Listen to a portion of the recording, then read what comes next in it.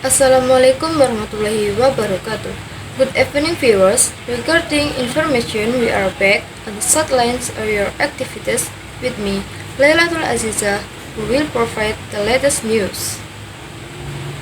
The bus of the Kurdian pilgrimage group crashed into a tronton truck on Jalan Raya Bunga, Gresik on Saturday, 27 January 2024 at around 21:50 WIB. The death toll increased to 5 people.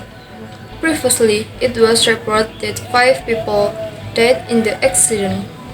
Now, the head of the traffic accident unit, the Gresik Police Inspector Tita Puspita Agustina, confirmed that the death toll has increased to 5 people.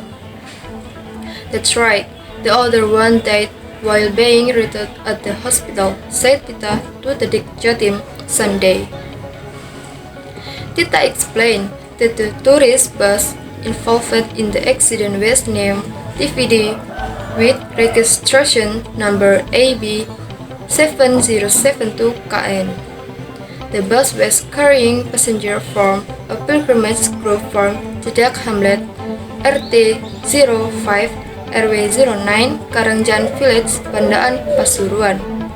The bus passengers are all from one RT. They are a group of pilgrims for the Holy Pilgrims, Tita. He also explained that the tourist bus was on its way home after the group made a pilgrimage to the grave Sunan Bonang, Tuban. At the time of the accident, some of the bus passengers were asleep. They are from Sunan Bonang and want to go to Pasuruan, said Tita. According to Tita, the fatal accident was thought to be because the bus driver was sleepy. The bus driver allegedly lacked concentration because he was tired and sleepy.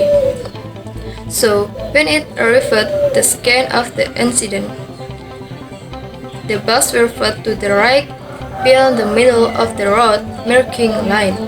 The bus driver of this tourist bus was sleepy.